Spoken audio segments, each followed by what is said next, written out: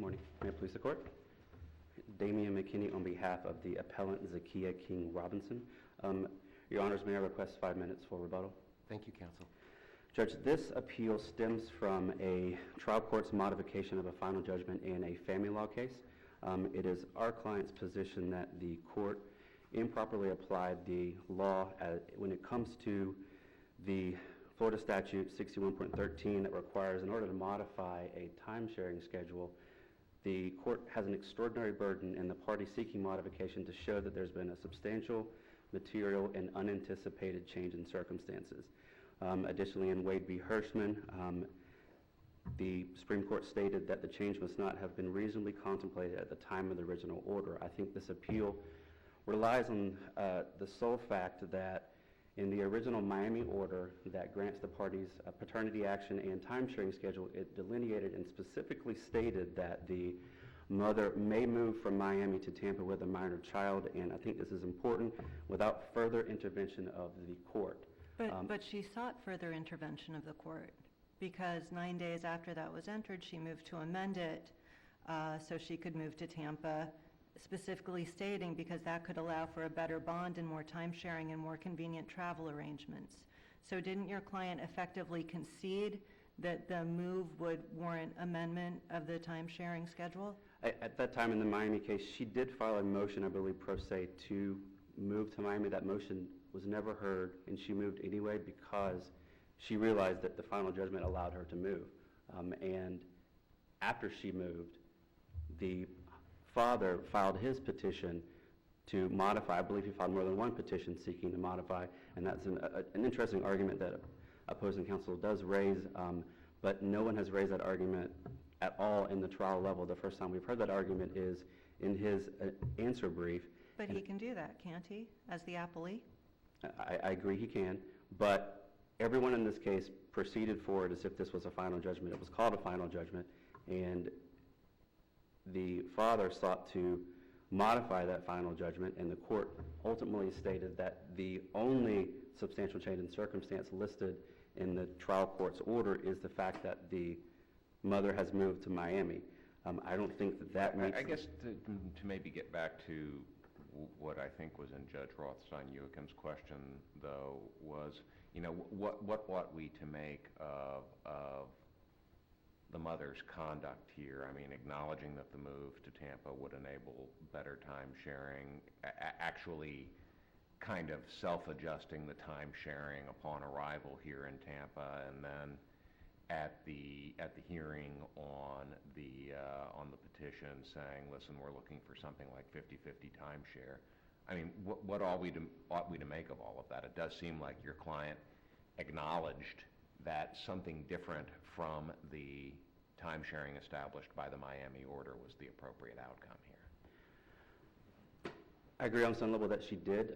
Still, there's the statutory requirement that the court has to make a finding that there's been a substantial material and unanticipated change, and it's still my argument that the change is not unanticipated because every party, including the trial court in Miami, anticipated that this was going to happen. Well, no, nobody, I don't think they really anticipated that it was going to happen. They said that it would be left to the mother to make the unilateral decision whether it was going to happen or not. So I don't think that's necessarily the same thing as saying that everyone anticipated that it would happen. So why put it in there, though, if it's not something that was contemplated at the time this final judgment was entered, and state that there would be no further intervention of the court if she does move? I would argue that it was contemplated by both parties because there would be no need to put that into a final judgment if it wasn't contemplated.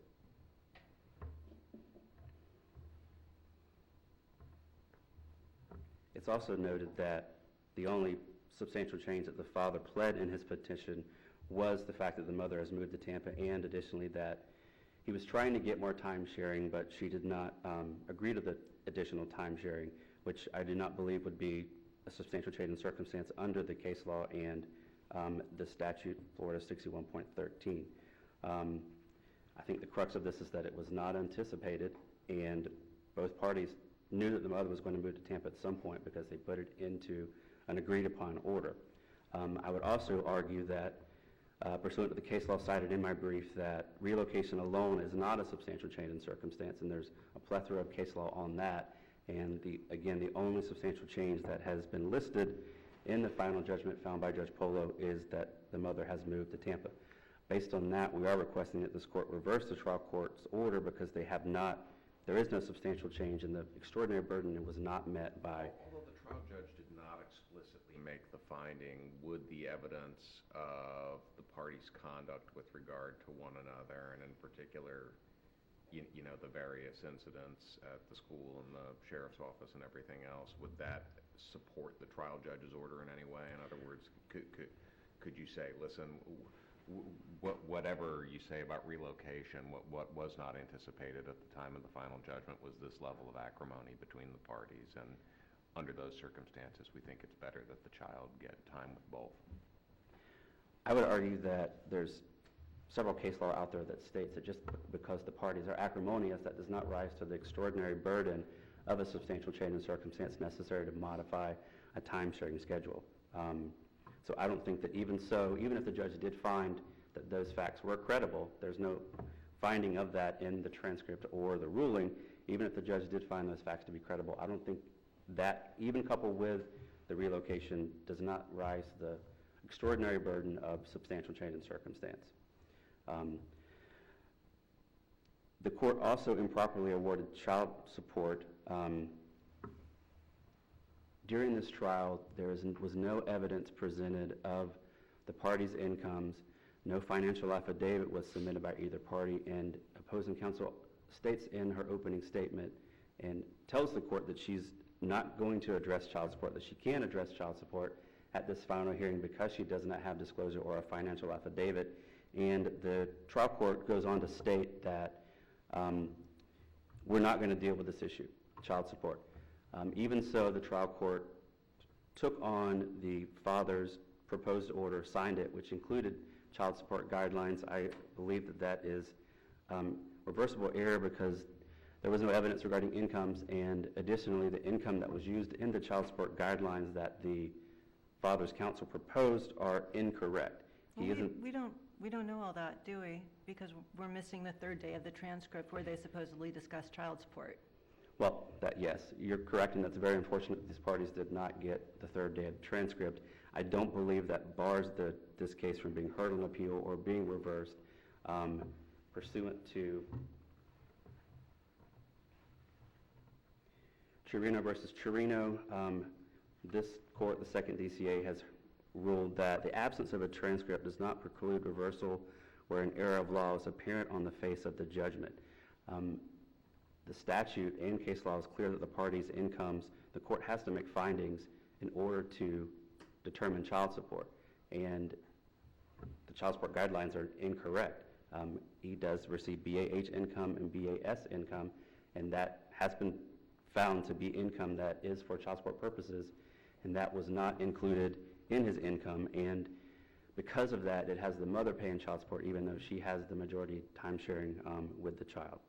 So we're requesting that this order be reversed based on the fact that child support, one, is improper, and there was no factual evidence heard by this court or presented by either party to determine the parties' incomes and calculate the true amount of child support. Well, didn't the mom move for reconsideration based on her client or her counsel supposedly conceding child support at the hearing? The mom, I believe, did move for reconsideration in the fact that she did not agree with her counsel doing that. Yes, you're correct about that. I think the judge did deny that request for reconsideration. However, it's worth noting that the court has stayed this matter based on the child support and based on arguments that have been presented to the court. They did grant the motion to stay on the child support pending this appeal. Right, but that all happened after the notice of appeal was filed. That's correct. So that's not actually before us. That's correct.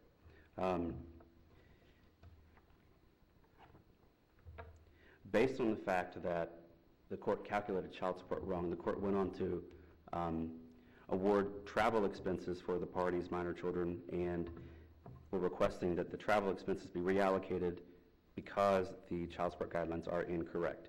And then the final argument that we make is the court ordered the parties to undergo an evaluation, and the court ordered that the parties follow the recommendation of the evaluator. It is our position that that is improper, that the court cannot delineate its authority to a third party to make recommendations. The court is unable to do that. The cases that you cited in that regard all deal with the ultimate conclusion as to what's in the best interest of the child. Do you have case law that says that a trial court can't order the parties to seek counseling so they can get along better? No, and I think the trial court has authority to do that pursuant to statute, but I still don't think that that counselor has ultimate authority to make any recommendation and then the parties have to follow it. I don't think the trial court has the discretion to do that. So your main thrust is that paragraph 3 of the order in the judge provision. It says both parties shall follow the recommendations provided. That is correct, yes. At this time that the trial court issued the order, the trial court arguably doesn't know what the report's going to say. Right. And the procedure that, by saying automatically you follow it, suggests inferentially a denial of due process. Is that a contention? Well, it's a denial of due process, and it's giving the court's authority to make decisions to a third party as well, pursuant to the case law cited. I believe that that's improper, and the court does not have authority to do that. Well, the court can't designate a third party to make a legal conclusion, but these are counseling guidelines. So arguably, wouldn't the expert be in a better position than the court to determine what's appropriate? Possibly, but it's open-ended. Who knows what this expert is going to recommend, and the court is ordering the parties to follow it no matter what. I mean, the more appropriate thing is to have the expert make recommendations to the court review it, have a hearing, and then make a decision after that, because that leaves the power to do what's in the best interest of the children in the hands of the court, as opposed to a third-party expert or counselor.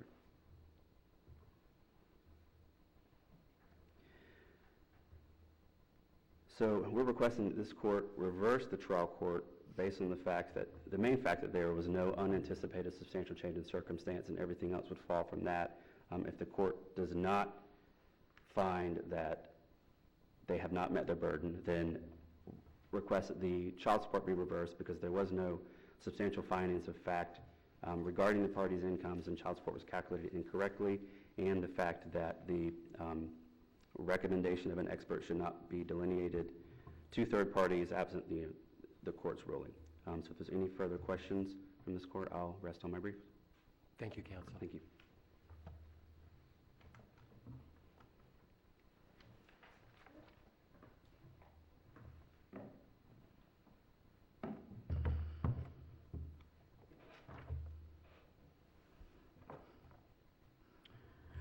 May it please the court, Henry Guy on behalf of the appellant, Carl Anthony Anderson, and as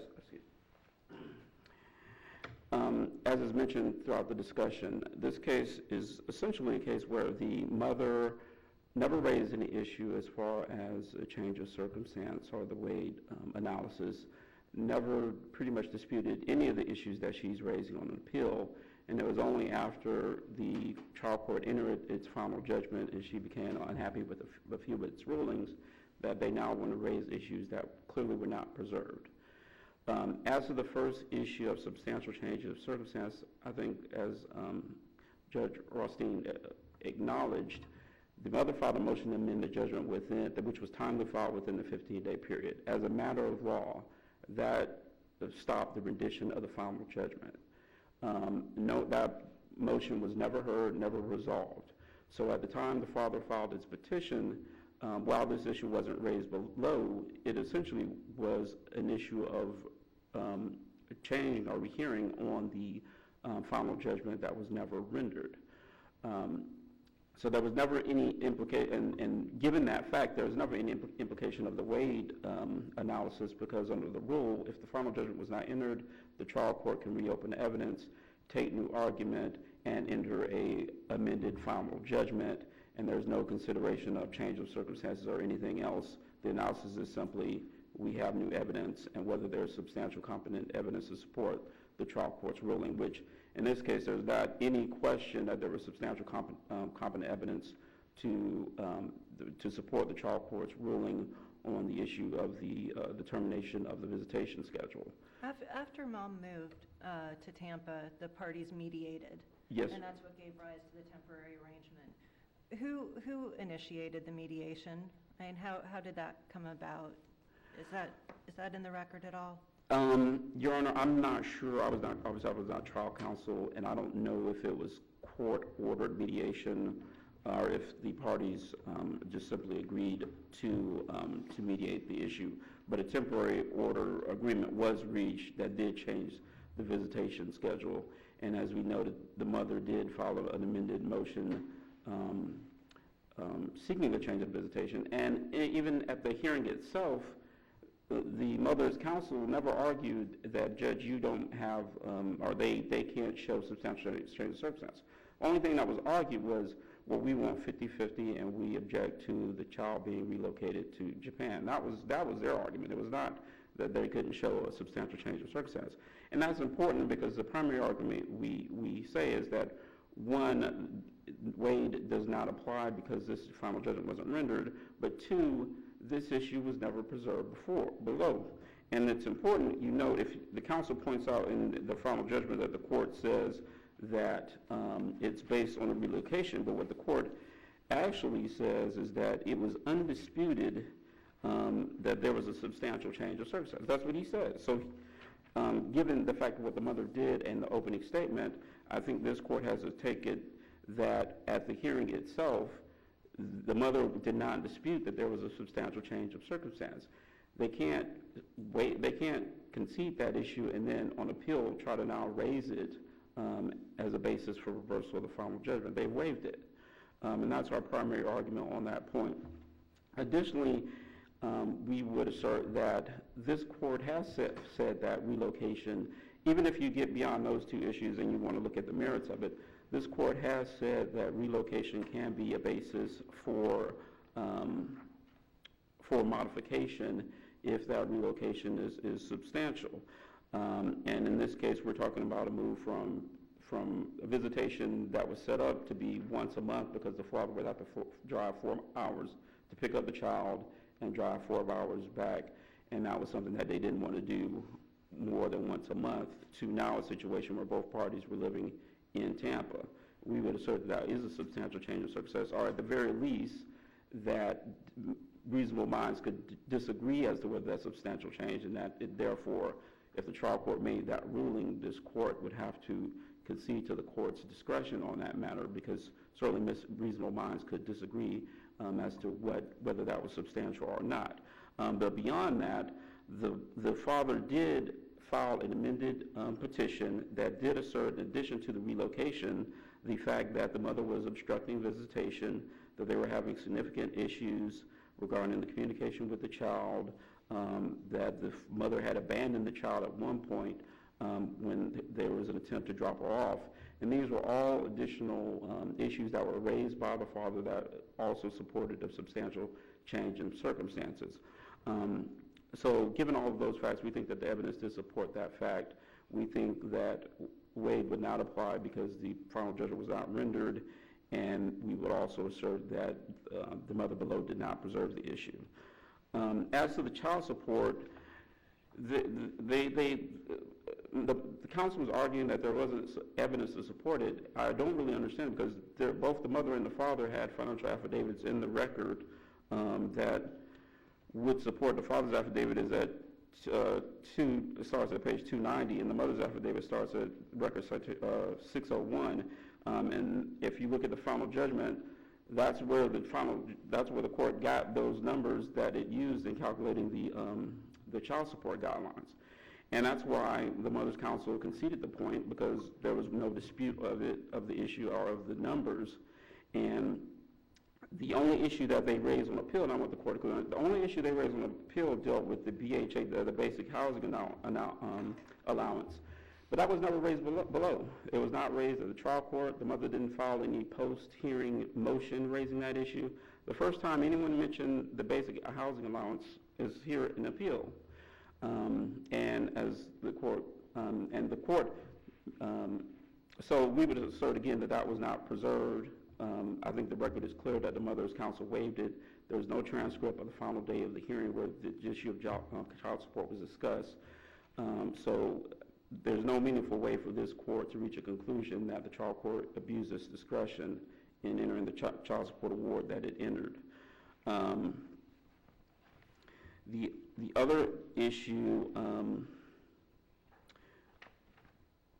the only issue that the mother did raise below was regarding travel expenses, which she wanted to have a 60-40 split versus the 50-50. As I noted in my brief, given the change in the child support guidelines, the actual split should have actually been more 35% from the father and the remaining percentage from the mother. So the 50-50 split was actually more favorable to the mother than the child support guidelines required. So we would assert that that was a harmless error at best, that inured to the benefit of the mother. As the last point, as far as the parenting plan, again, we would assert that the issue wasn't preserved below.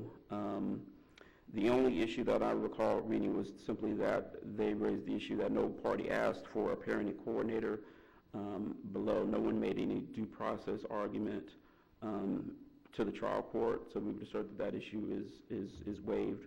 But certainly under the statute, the trial court does have discretion to assign and that statute is 61.125, which authorizes the trial court to appoint a parenting coordinator to assist in the resolution of disputes concerning the parenting plan. So the court does have statutory authority to do that,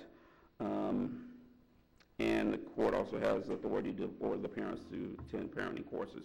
So there is statutory to do that.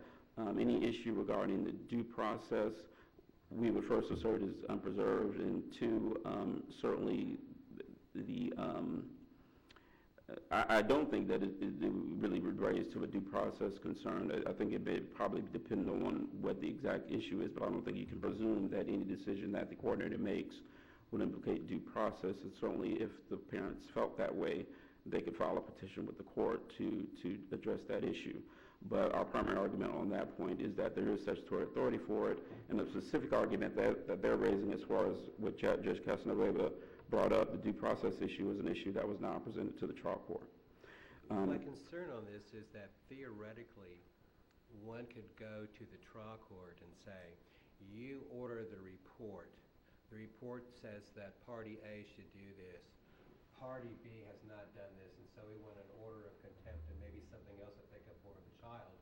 And at this point, there's been nothing to suggest that the trial, I don't know how the trial court can ratify the report in advance without seeing it. I guess that's my concern. There's a potential for contempt. There's a concern that the trial court is ratifying something without any further deliberation. I mean, there is a difference when the expert testifies in court and the trial court writes the order, says, I find that to be credible and I direct the parties to do that. Then this one kind of just seems to me like it's an open, I don't know what's the right word, an open check? I mean, that's my concern. It's so open-ended. And I don't know, it may not be preserved, and I don't know if it's fundamental yet, but I mean, I'm just saying I have a concern about it. Well, Your Honor, I think the way it's set up is that essentially if there are any specific, I mean, obviously the parties, the main guideline or guidance for the parties is the final judgment, and the parties must comply with the final judgment.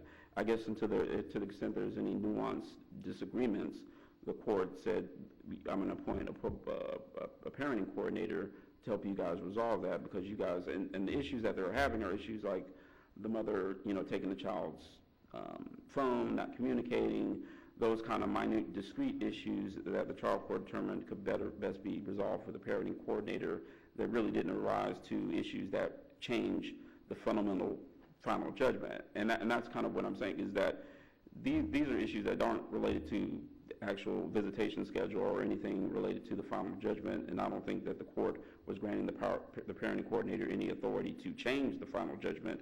It was just to resolve discrete issues that may not be directly addressed by the final judgment. Exactly, Your Honor.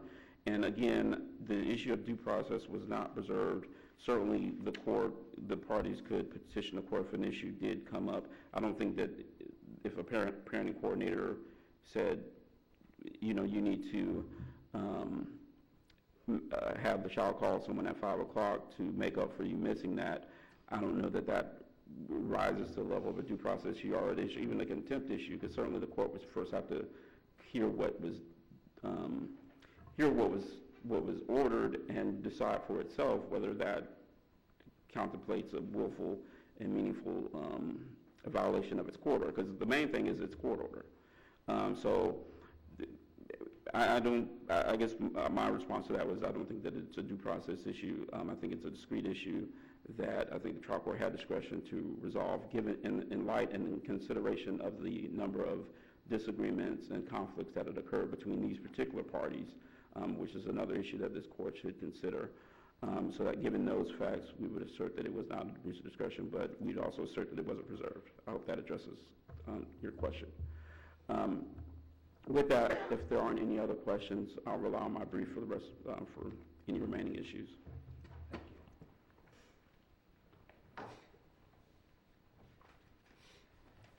I just want to make one statement regarding opposing counsel's assertion that there was evidence regarding the party's incomes for child support. If you take a look at the record, the clerk delineates every exhibit that was presented at the trial court. Not one of those exhibits deal with parties' incomes or financial affidavit, and the father's counsel consented in her opening statement that she did not have that documentation from the mother. I think it's also worth noting that even though we don't have the third day of the transcript, the court made no findings in the 2 days that we have, and there's no evidence in the 2 days transcripts that we do have regarding child support.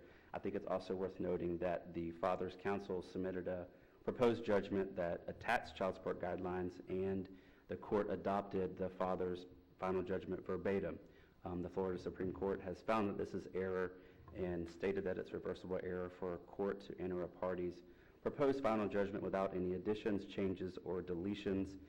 This presents an appearance that the trial court did not independently make factual findings and legal conclusions, i.e. an appearance of impropriety.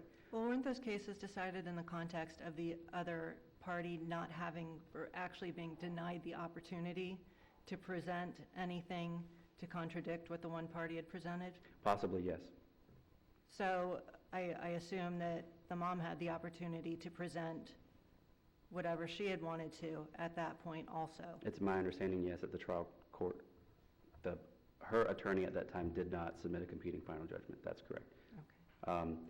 And my last and final point is the statute clearly states that in order to modify a final judgment regarding time sharing, that it must make a finding that there's been a substantial change in circumstances, and the statute clearly lists that it has to be unanticipated, and it's my position that the mother moving to Tampa is not an unanticipated change in circumstance.